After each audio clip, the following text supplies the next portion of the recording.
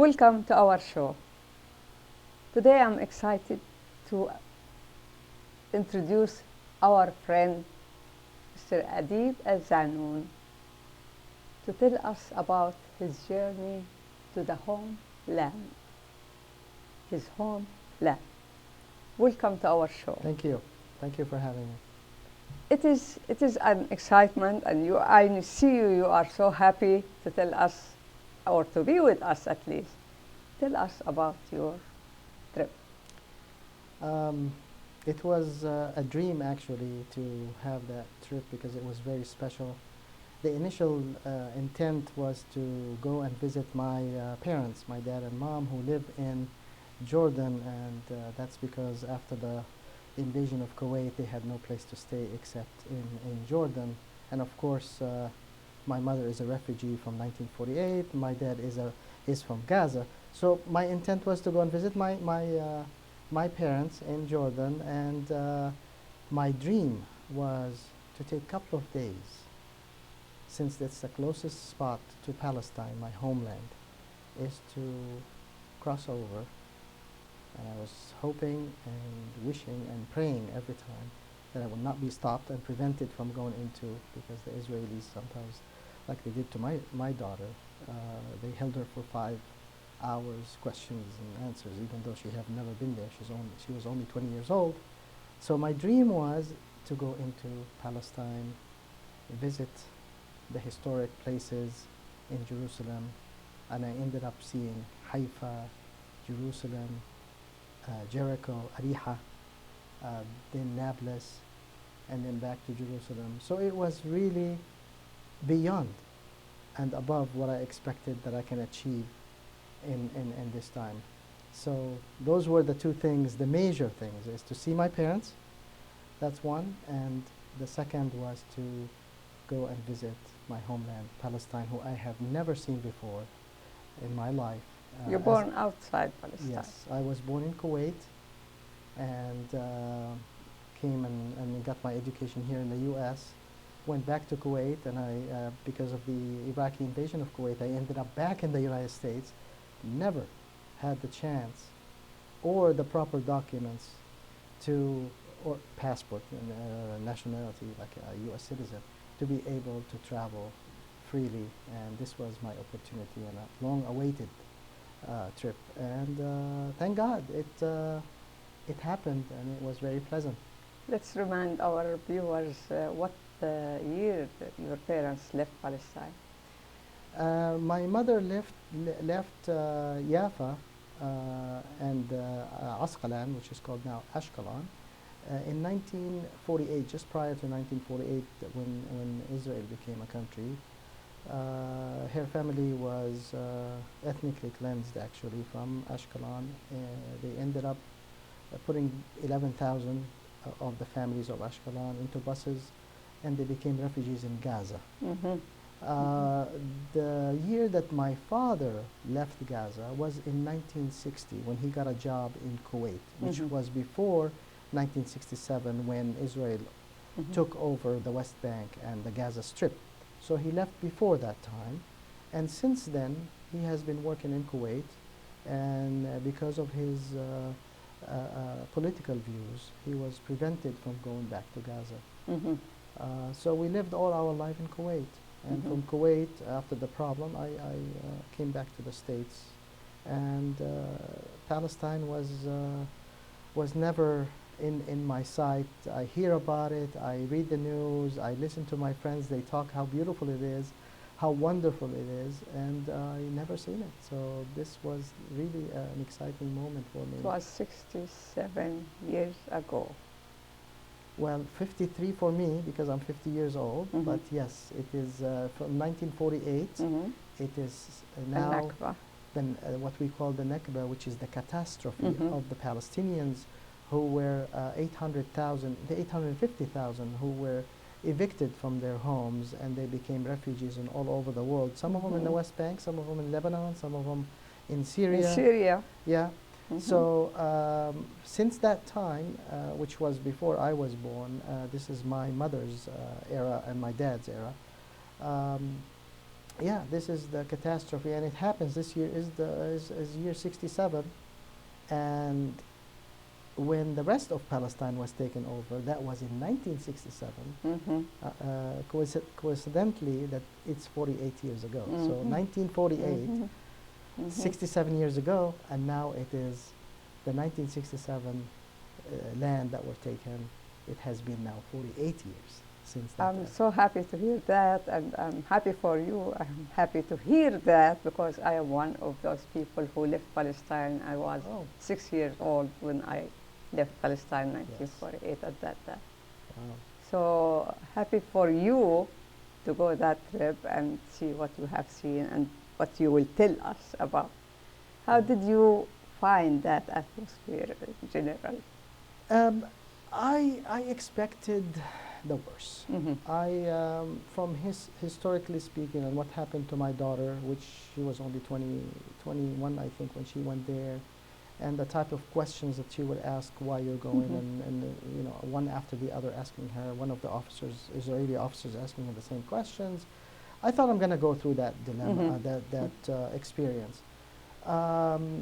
However, I went from the entrance, or what they call it, Al-Ma'bar, the northern part, which is called Sheikh Hussein. It's for the internationals, basically, Mm-hmm. because the only passport I have is the American citizenship and the Mm-hmm. American passport, which is I'm okay to enter that. Other people who have IDs, like Palestinians who have Mm-hmm. IDs, they cannot go through that. Mm-hmm. They have a different entrance into the West Bank or Israel, from, if you might say. They go through a more rigorous process from that entrance. I went because I didn't have an ID. I was fortunate. I just took my American passport expecting the worst.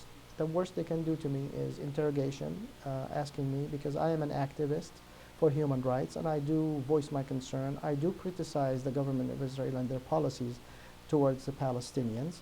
And that is my line of activism here in the U.S., which we enjoy that democracy in the U.S. Mm-hmm. We have the right to criticize our government Peacefully. peacefully. However, it seems like, and the last protest we had was last week, they were celebrating Israel, and we're telling the Israelis that there's nothing to celebrate when there's oppression and occupation and ethnic cleansing and apartheid. Mm-hmm. We are usually, when we do that and voice our criticism, we are called anti-Semites. Mm-hmm. And I made a statement to the Sacramento Bee when they called me that there is nothing anti-Semite when you're criticizing a mistreatment of people. Mm-hmm. Actually, it is not a Jewish value and has nothing to do with Mm-hmm. Judaism when you call, you know, abate or support occupation, ethnic cleansing, and colonizing Palestinian land. Mm-hmm. So with that, I was going in because of my background Mm-hmm. as an activist, and again, I'm a member of the Palestine American League, which is an organization here in Sacramento, and we are part of a larger organization called the Sacramento Regional Coalition for Palestinian Rights. Mm-hmm. So PAL, which is the Palestine American League, is a part of it, and the coalition is now, as we speak, consists of 24 peace organizations. Oh. 24. When I was Wow. in Palestine, we were 21, and Mm-hmm. after I came back, there's 3 organizations that requested to be part of our organization. So because of all this activism, Some of them Jewish.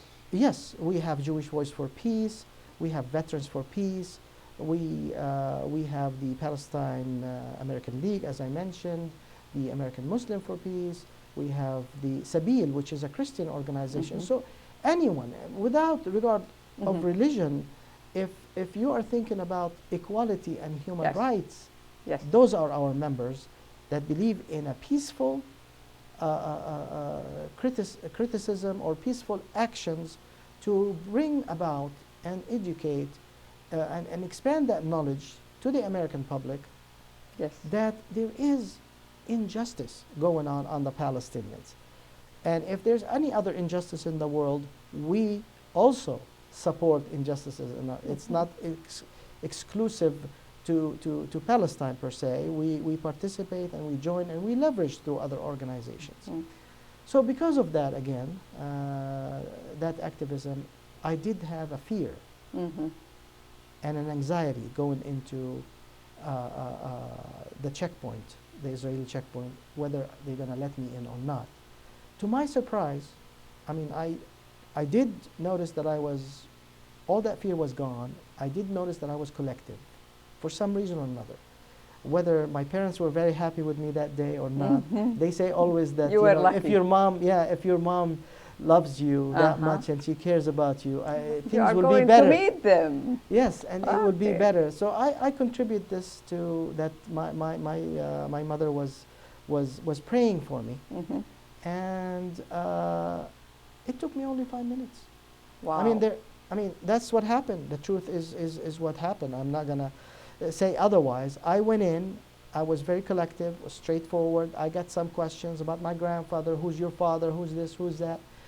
And your last name and why you're here, where you're staying, which is normal questions. Normal, yes. And I thought that was the prerequisite for something bigger. But no, actually, the minute I I finished with the question, all I hear is a stamp going check. Excellent. And I was in. I don't know. I did not believe it. I thought I'm still dreaming. Mm-hmm. And it was the night before. It wasn't today. But it was a great dream. Absolutely. And it came true. And the journey began in Palestine. First trip, a friend of my friend here, who I did not know, picked me up. He came all the way from Haifa, which is an hour drive to the checkpoint. We went back to Haifa. They showed me the old Haifa, which that's what I'm interested in. I like to see history. I like to see the old buildings, the monuments that really register history in it. And it is. I wasn't interested in anything new, basically. It's nice, yes, it's very organized, beautiful buildings, but I wanted to see old Haifa. And that's what happened. They took me in all those tiny little corners, hole-in-the-wall stores, and that was perfect. We ate, and the next part of my trip began. They put me on a bus.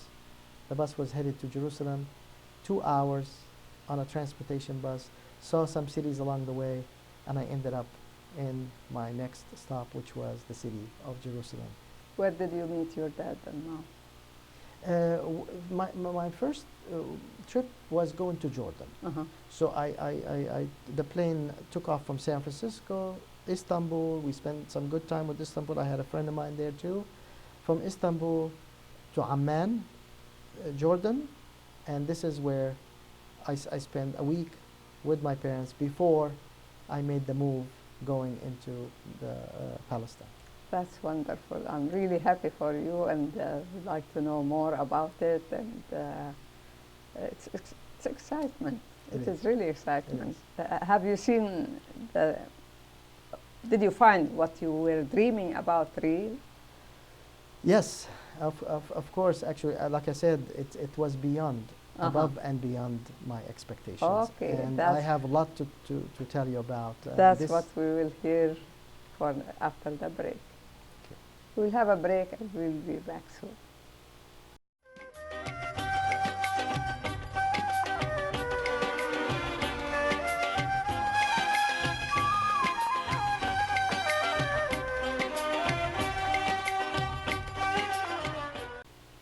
That's nice. I'm excited to hear more about your visit. What is the next city? So from Haifa, took the bus and ended up in Jerusalem, where I had a friend of mine who resides in Jerusalem, picked me up from the bus station. And the idea was to take me to the hotel, and I booked the hotel when I was in Jordan, hoping that it's going to be close to the old Jerusalem. To my surprise, when first he took me, of course, home, Dinner was ready, met the family. I haven't seen the family for 8 years. The kids that were, Hospitality. yeah, Nice. the Arabic hospitality, and she made a big maklouba for us, which is rice with meat that is very famous in Palestine, although she's from Germany. Uh-huh. But she learned how to do maklouba. Okay. And she's residing with him Upside down. Yes. Hmm.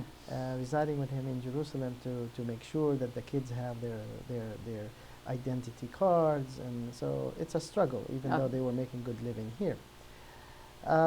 So after that, they took me to the hotel, and it happened to be inside the gates of Jerusalem. Even though it said on the map 0.6 from Jerusalem, kilometers, it ended up to be inside. So that was another surprise that I have made with my own hand, but not knowing what's gonna. So they led me into it. So I go in from the gate. It's in a street called Khan al-Zayt. So I stayed in that hotel that night. Very small, but full. And most of the residents are foreigners that came from other tourists, yeah, from other parts of the world. So that was another excitement to see something. Of course, at night you can't see anything. So 5:30 in the morning I was up from the excited. Yeah, from the excitement. Sure. I got cleaned up, took a shower, and got my clothes on, and start touring the city, even though the stores are closed. It was a Friday. Friday is the time for the prayers. Yes.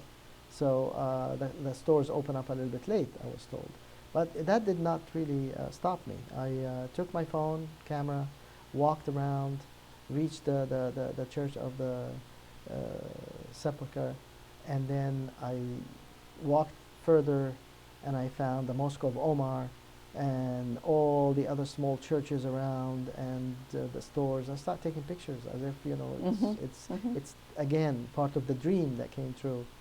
I had to do that fast because there was something going on. First of all, I had to check out at 11 o'clock, and I had only one night in Jerusalem. The second thing is, when I went to, I'm going to go back to Jordan now. When I landed in Jordan, speaking to my dad that I want to go to Palestine, he said, yeah, I'm going there too. I said, well, really? He said, yes, there's a law school that's going to open up at the University of Al-Istiqlal. Istiqlal means in independence, in Ariha, Jericho. And they're going to call it the School of Salim Al Zanoon, and that's the name of my dad. So they honored my dad in calling that law school with his name for his contribution as a legislature and his long history of working on the Constitution and all the legislative issues. So that was another excitement that I didn't know about when I was in California. Only I knew about it in Jordan. So that day, that Friday, was the opening. So I had to end up my Jerusalem trip early. My friend who lived in Jerusalem picked me up and drove me all the way to Jericho, which was about, I would say, 25 minutes on the road, on the highway. Now that highway, to my surprise, was only for Israeli cars, or cars that has Israeli license plate. Now, people from Ramallah or any parts, they have to use different routes through the mountains. So that was a little bit of a shocker to me to first-hand see that there are certain roads and other roads, they can't. Palestinians have to use some, and then the Israeli license plate cars can use different roads. Yeah. Okay, putting that on the side for now, we arrived in Jericho. Met with my dad there. So we went different routes, but we met in Jericho. And from Jericho, we went to the university. It turns out to be, it's more just the law school that's going to open up. There was a library and another mosque for the late President Yasser Arafat, who passed away 7 years ago. So that was a big thing going on. I didn't expect that either. Anyway, we were done with that. Is your dad attorney? Yes, he graduated with a law degree from Egypt, and he has a master's in international as well So he law. deserved that. I think it's honor. more, he authored a lot of Yes. books, if you want to, yeah, in Kuwait. Those books were taught in the Academy for Police. Those books later were taught in the West Bank. So I guess, you know, being the Speaker of the House as a highest Yeah. legislative body, that was to honor him, they called the law school after his name. So that ended, and then we went back to Jerusalem, because there is something, the most important thing to me was not only seeing Jerusalem and seeing all the worship places and the holy places, is to also do my duty, which is pray in the Al-Aqsa Mosque. So I had to, that was like... It's historically. Yes, and this is considered the second Yes. pilgrims after Mecca, is to go to the Aqsa Mosque. So I went there, and we toured around again. We entered Jerusalem from a different gate, not from Bab al-Amud, which I started with. This was the Asbat. How many gates?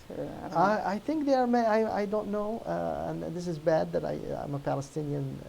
5, 6, something. Yes, they are over, yeah, less than 10, but I'm Like not sure. Syria, it has Yes. also Yeah. gates. So this was a different gate that he took me from, and we saw different things. We ended up in the same spot, into the Dome of the Rock, which is that nice blue building with the golden top, or what you call the dome.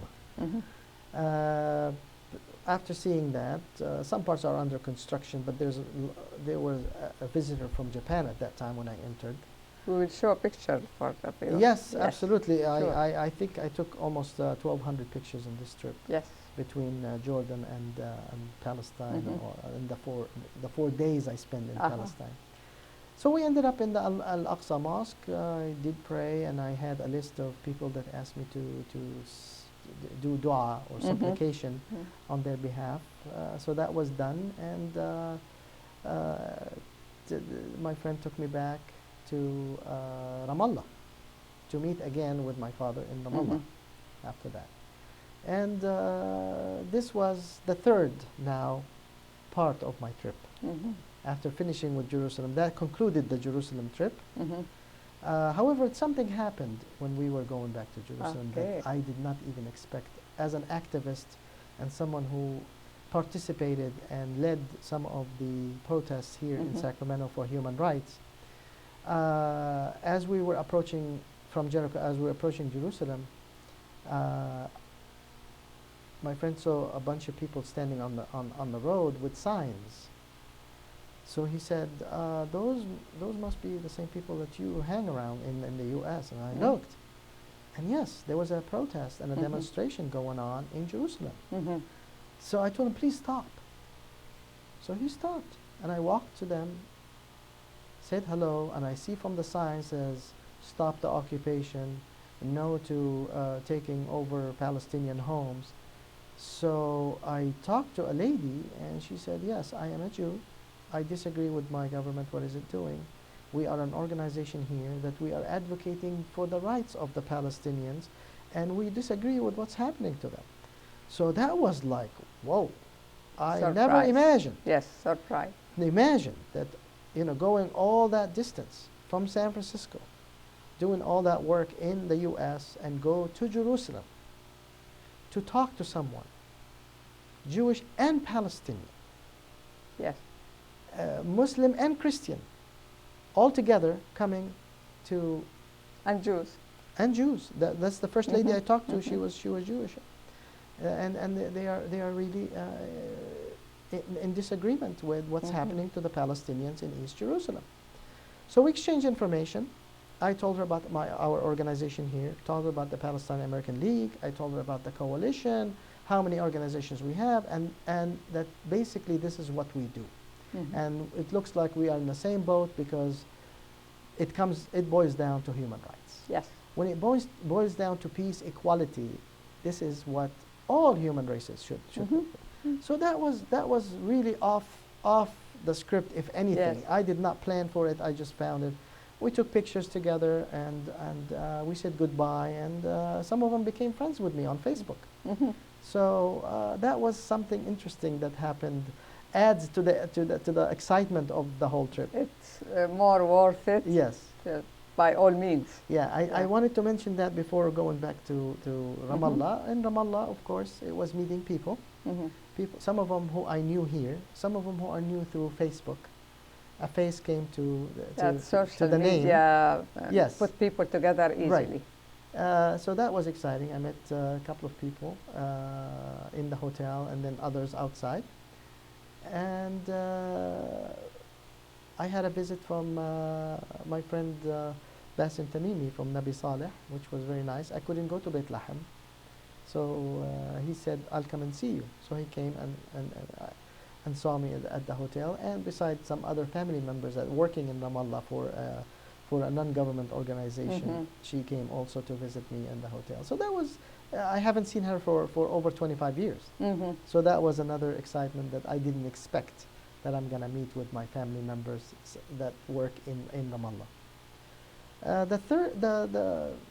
The last portion of the Ramallah trip was going to Nablus. Mm-hmm. It's the commercial city of Palestine. Mm-hmm. I met with a friend in the morning. He took me for a nice breakfast, very simple and popular food, hummus Mm-hmm. and food and falafel in a very famous place in Ramallah. And from there, he put me on a bus, and I headed to Nablus for 1 hour. That's how long the trip takes. Mm-hmm. And there, a retired friend of mine who retired from Sacramento here Wow. picked me up, took me around again the old part of Nablus, which is beautiful. You probably saw the pictures. If not, you have We access will to my pictures and the We'll show videos. it. Yes, we will show it. Very nice. We spend 17,000 steps, because my phone counts as steps. Mm-hmm. That's how much we walked, almost 7 miles, walking in old Nablus. And I had to come back. I have to be back in Ramallah at 5. So after that was done, he put me on the bus by 4 o'clock. We made it there by 5:15. So and another portion of my trip starts there. That's wonderful. We will show some pictures, then we'll have a break, Yes. and we'll be back soon. You're watching The Lighthouse for today's viewers, brought to you by oneworldforyou.org.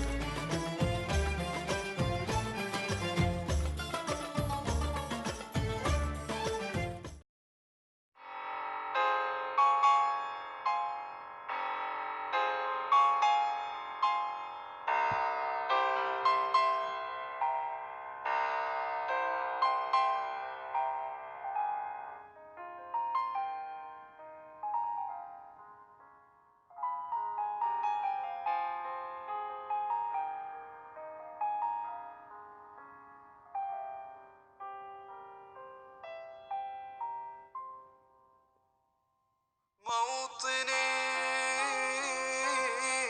موطني الجلال والجمال والسناء والبهاء في رباك في رباك والحياة والنجاة والهناء والرجاء في هواك في هواك هل أراك سالما منعما وغانما مكرما سالما منعما وغانما. Welcome back. So you ended up the part what we had visiting Ramallah. Why you will go back to Ramallah? Yes, I was. A friend of mine here actually, he's from Nablus, and he insisted. He said, "Adeb, if you don't go to Nablus, it's going to be really a disappointment." Uh-huh. So I said, "Okay, I couldn't go to Bethlehem, so at least I have the morning of my 4th day there, and except for a friend that I mentioned that came and wanted to take me out for a breakfast. We had the breakfast, and I had it planned that I'm going to go to Nablus. After finishing with Nablus, spending there nice 5 hours touring the old city, I told him from the get-go, my friend in Nablus, that I have to be back in Ramallah. So he did a great job, timed everything perfectly. He put me on the bus, and I ended up in Ramallah at 5:15. Mm-hmm. My dad was in Ramallah, Mm-hmm. and he was working on the Palestinian Constitution. So him and the group, or the committee that was working on the Constitution, were meeting for the last 2 days that I was Mhm. touring around. Mhm. He was meeting with them to finalize the Constitution. Mm-hmm. And that's the Palestinian Constitution. So they have an appointment to meet with President Mahmoud Abbas, Mhm. the Palestinian president, Abu Mazen. And their time to meet was at 7.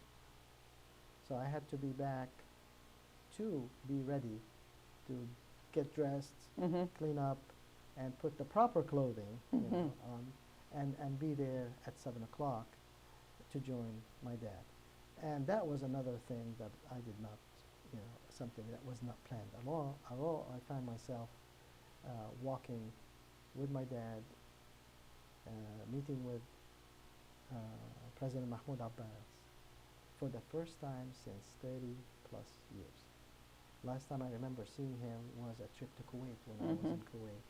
After that, that was it. I haven't seen anybody from my dad's friends. From his friends. I mean, Yasser Arafat, when he comes to my house, he was carrying my kids around. I mean, when they were little. I mean, my son now is 28 years old. He was 3 years old, and he would put him on his lap. My daughter, the same thing, and they have pictures together. And I used to say hello, and I wasn't involved in any of the political life, but it was an opportunity. I thought that it would be nice if I go and say hello to him at least. And it happened. I walked in the room, he hugged me, and we sat, we talked, he asked me what I do. And I had a clean 10 minutes talking to the president, congratulating him on some of the achievements that happen internationally as far as applying to become a full state, Palestine to be a full state in the United Nations. Also some other achievements that happen all over the world. And that was before the Vatican recognized Palestine, which was a big move. So I bet that was in the works, but they didn't know the details. So that was a very, very constructive. I did speak about our activities here in the U.S., how our peaceful organization works diligently to change the perception of the Palestinians, to change the negative, actually, perception. Why Palestinians are doing what they're doing? Are they just doing it because, or there's oppression going on? They are living under occupation and colonization, apartheid, and any human being will reject such conditions. So he was very happy to hear that, and he did mention that I did hear from someone that you are very active. So that was very gratifying to that our news, at least, we as volunteers here in the U.S., because we happen to be here, we're doing something for our people. So it was very gratifying. I was very happy to hear that. And something lead for peace. Exactly. Not for exactly. I mean, it is, and as he says it, he's a man of peace. Yes. We might disagree sometimes with some of his statements. Palestinians might not be unified on accepting his long-term objectives, but he does come out and say, I believe in peace and I want to achieve it. And he's working for it. So, and this is what it's a hard job because of the length also of the situation, with the struggle for that long years for people. Each family, each group have different needs and loss and things. It's difficult to have peace between people, to have the decision to be made. And each one in his position is accountable for what he says. When you're high upper in a big company, for example, you might see things, but you have to politically say it. Yes. Some people might agree. No, I disagree with the head of the company. He should have come out straight right and say this and say that. Sometimes we don't see that. Yeah. We don't see that, how they are put in that situation to say what they say. Yeah. Yeah. So that was a highlight of my trip. That wasn't even in the plan. That I met with the president, and of course after that, that only lasted 10 minutes. Wasn't planned. I was supposed to only shake hands and leave, but it happened that he asked questions and I was answering, so it was good. After that, of course, we in Al-Muqata'a, which is where Yasser Arafat used to The county.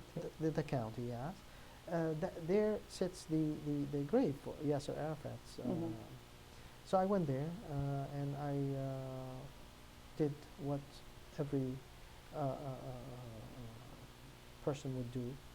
I prayed for him, and that was the end of the visit. It lasted till about 8:30 at night, and went back to the hotel. Again, I had people waiting that wanted to see me, friends that I met here in the U.S., but now they live there. So it was full of surprises, full of unanticipated events. That concludes the Ramallah visit, and from that day I was just getting ready, because the next day I have to leave early to go back to Jordan through the same entry point that I came from, which is Sheikh Hussein. All attempts to allow me to go back with my father through Al-Malik Hussein, Alembi, it's called the Alembi Bridge, failed. And they instructed me that it's the same point of entry that you came from, you have to leave from. Oh. They don't No match. exit, the front end. On that trip, it was very, of course, they sent me a car with an Israeli license plate to make things easy, because there are some areas you can't enter with a Palestinian license plate. Yes. So with the Israeli license plate, I had a driver from Jerusalem. He was Palestinian, resident of Jerusalem. He was driving that car. We went through a checkpoint. We had some issues, but I wouldn't say a big issue. But it was a delay of about 45 minutes. They wanted to know what am I doing there. We were close to Bisan, which is almost close to the checkpoint, which is now it's all Jewish. It used to be Palestinian and Arabs lived there, but after 1948, it was totally, what I heard, became an Israeli city rather than a mix between Palestinian and Israelis, which what we hope for, living coexistence basically on equal rights. Yes.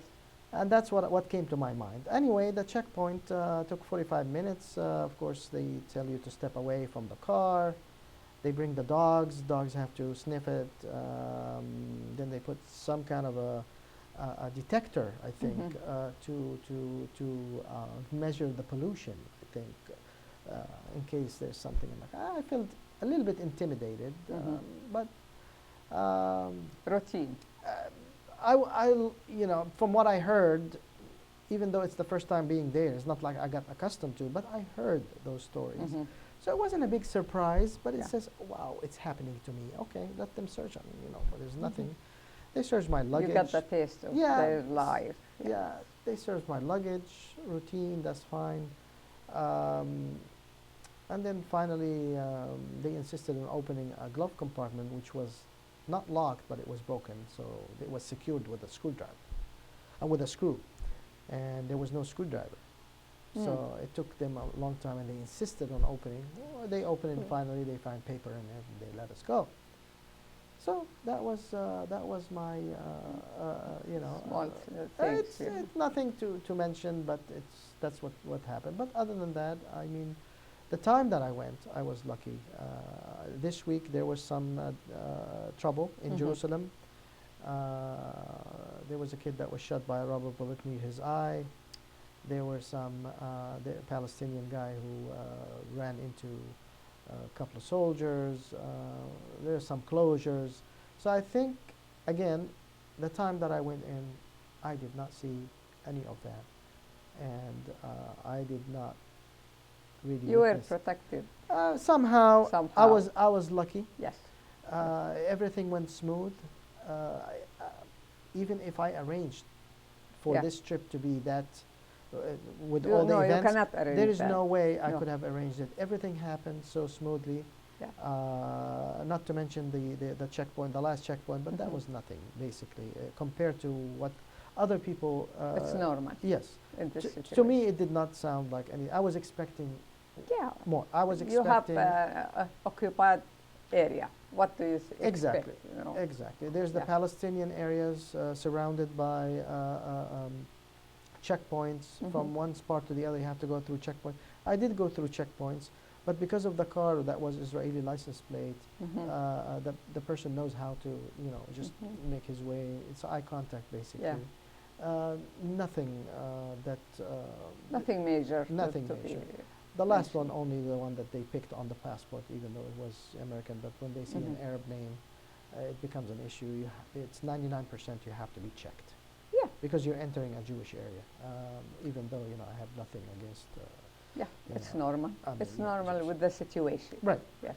So that was the conclusion of a 4 days, Mm-hmm. beautiful 4 days, and yeah, I wouldn't have imagined. That was really a journey full of surprises. Right. Really.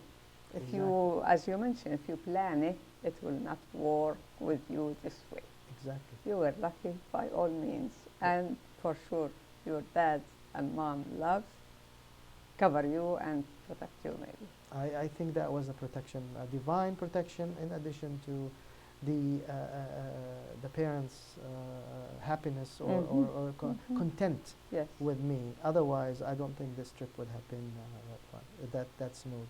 Have you seen those walls and Yes, actually, driving from Ramallah, from Jerusalem to Ramallah, we passed by Qalandia Mhm. checkpoint, which is a very, very trouble spot area, contact area there. The car was driving. I couldn't see the top of what? the top end of the wall from high it is. You have to Mhm. really peek to see, and then the towers where they're watching over, and you can see the cameras pointing, the constant weapons that are ready to shoot. Honestly, I've seen so many pictures, and Facebook is a small world, so it was not really a surprise, but it Mhm. was a little bit more reality. Mm-hmm. It's not Mhm. a 2D, It's a not a picture two-dimensional anymore. picture anymore. Yes. It's not a video on Facebook. Yes. It is something I saw with my own eyes. Mhm. Makes difference. Yeah, it took a while going through that, but it wasn't search like the Mhm. last one. We had to wait in line, and you can, it depends on the mood of the soldier, the Israeli soldier. He might let you in, he might not. He might just tell you pull over. So yeah, The hardest part, they are like in jail in their own Yes. country. Right. And they are refugees from place to place in their own country, which is hard to believe, hard to live with it. Sad also. And to see person in pain is something, to live that pain is something different when you get involved and see that. Right. It's a long, long, long story, long years also. Right. Hopefully for better tomorrow. You have seen good signs now, and at least all your we can do is happiness. hope. Yes, your happiness Well, give you a hope, little bit more. Yes. So I believe we'll have a break also, and we will see what we can end up with that discussion. We'll have a break. We'll be back. You're watching The Lighthouse for today's viewers, brought to you by oneworldforyou.org.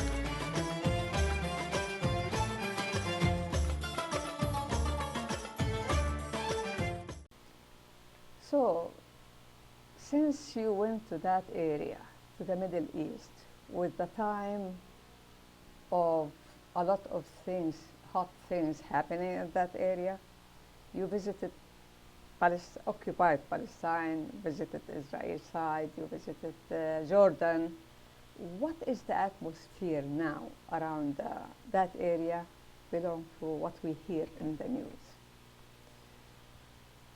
Actually, the situation is really not what anybody hopes for. What happened to the Middle East extends from the 1990s, starting with the Iraqi invasion of Kuwait. Prior to that is the Iraqi-Iranian war, Persian war. And I don't think the Middle East ever recovered. Starting again with the Iraqi war, then what happened in Egypt, what they call the Arab Spring, and then what happened in Libya, and what happened in now what's going on in Syria, which is really devastating. And this has really put a lot of, it took away the Palestinian issue out of the table and the lights of the world. We have an occupation, we have a state that is supposed to be back in 1948 with the UN Resolution 194. There's a Palestinian and Israeli state. And until now, there's nothing happened. So the Palestinians who aspire to have their own determination, believe in self-determination, living in peace, is not happening because the pie, which is the land of Palestine, is being eaten up under the pretext of negotiations. We don't have a partner to negotiate. We don't have a partner to negotiate. That's what the Israeli side is saying. But how can you negotiate if I take your house and then I will return your kitchen, but I'm still eating up from the kitchen? So basically you're taking everything, you're not leaving me with anything. Settlements are illegal. Settlements should stop. You cannot negotiate and building and expanding your settlements. These are, I don't call them settlements, I call them colonies. Because they are really colonizing the area, taking the water resources, depriving the rightful people from using that land and considering. So that issue of Palestine, self-determination, their right to have their own right, living in freedom, is the longest conflict in that area before the conflict of Iraq, before the conflict of Lebanon, Syria, and Libya, and what happened in Egypt. So unfortunately, yes, there are some changes that should happen in the Arab world, but the way it is happening actually is not the right way. Basically, there's a lot of forces playing, a lot of countries are playing politics. It's almost like proxy war of other countries. That's happening in the Middle East. And at the end, people, human lives are what's lost. Human, like refugees of Syria, the refugees of Palestine before that, refugees in Iraq, which we do have. Some of them are now coming to the US that need help because of the atrocities that happen from either side, from the, for example, from the Syrian regime, or from what's claimed to be or what's called the Islamic State, which has nothing to do with Islam, has no value to do with Islam, but hijacked, damaged and hijacked the name of Islam. Islam is a religion of peace, of love, of stability, and humanity in the first place. And what's happening is far away from being human. So I don't know what to say as someone who lived here, grew up almost more than half of my life in the U.S. We value human life. We value equality. We value even the life of non-humans. We care about animals as much. To look at what's happening there in the Middle East, and that it's really devastating. It is devastating to see all this happen. So it's really a heartbreaking situation. I wish and I hope that a long and lasting, peaceful Middle East will take place. Also, the struggle with Iraq, there is a Palestinian in Iraq they have another struggle different than, when they left Iraq, where they to go. Palestinian in Syria, with the struggle in Syria, the camps, Right. Palestinian in Lebanon have other issues with the situation now. Yeah. Extra. You're bringing a point where we kind of touched on when we said back in 1948, 850,000 Palestinians became refugees in different Mhm. countries. Now those 850 grew to be Mhm. more than 3 million. And then there's other immigration that happened. Now we have 6 million Palestinians outside and less than 6 million inside Mhm. Palestine. Now some of those that became refugees Mhm. by the recognition of the United Nations in those countries like in Syria, Mhm. Jordan, unfortunately, and it's very sad to say, that they are the number one victim when anything happens in the Middle East. Mhm. They pay the price. The refugees, the Palestinian refugees in Syria paid a heavy price in Al Yarmouk Mhm. and in other refugee camps. In Iraq prior to that, they were killed just because they are Palestinians, Mhm. killed by Iraqis. Mhm. Not all, but fractions of the Iraqi that Mhm. are loyal to other regimes in the area, just because they are Palestinian first, and second because they are Sunni. So we got into the midst of a religious war, which we had nothing to do with. We are guests in those countries. Same thing happened to the Palestinians in Kuwait. Kuwait got liberated by the U.S. Palestinians paid the price, and now we are paying a dear price in Lebanon, in Syria. Of course, Lebanon has a different situation. We have camps. They are confined to certain areas, confined to certain jobs. They are also suffering, Mhm. and they paid the price back in the 80s, and the massacres that took Yeah. place by the Israelis in Sabra and Shatila, under the observance of the Israelis, actually, when the Phalange went in and killed women and children. So yes, the Palestinian in the Middle East, with this instability, number one, they pay the price. So we don't know where to get it from, under occupation or from the Arab world.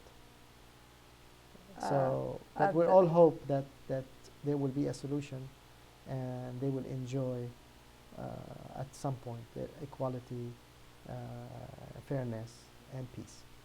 At the end of the day, the way I remember Palestine, they used to live Jews, Christian, Muslim in a land named Palestine. Right. And they live happily together as any other people, like America now have all people under the name of America, not certain place for Syrian or Vietnamese or whatever, all American people, and that was Palestine for all. Hopefully it will be back the same way, to have peace at least, and justice as Right. human rights. If there is no justice, it's really difficult to have a peace, and absolutely right. we seek peace for the whole world, for Absolutely. the humanity, and to live happily and do better job for the whole Absolutely. world. And we're working for that. And this is our job, everyone's job, to make sure that equality, justice is for all and is not for one religion or creed or color. We're all human beings, and we have to all live together respectfully of each other. God will be happy. Actually, I thank you on behalf of my viewers for coming, and it was still fresh. All Yes. your news excited, and I should tell you have Journey with full of surprises. So we'll show our viewers some short video and some pictures, at least to live with us and feel that, and hopefully we'll see you some other time. Thank you. Thank you. Appreciate your time. Thank you for You're giving me the opportunity. So let's have a short video, then we will see.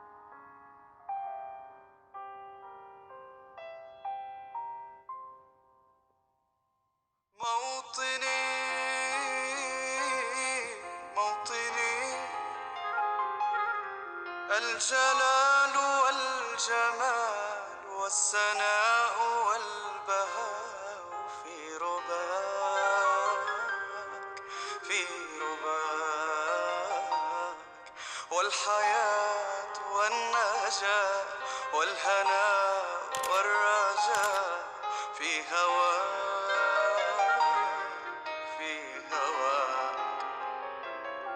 هل أراك، هل أراك سالما منعما وغانما مكرما، سالما منعما وغانما مكرما. هل أراك في علاك تبلغ السماك، تبلغ السماك. موطني، موطني، موطني، موطني. الشباب لن يكل همه أن يستقل أو يبيد، أو يبيد. نستقي من الردى ولن نكون للعدا كالعبيد، كالعبيد. I hope that you enjoy what you have seen in this video, and hopefully we'll hear good news about that land and that area, and everybody likes to visit Palestine just because it's a holy land for all religions. Thank you for watching. We'll see you next time.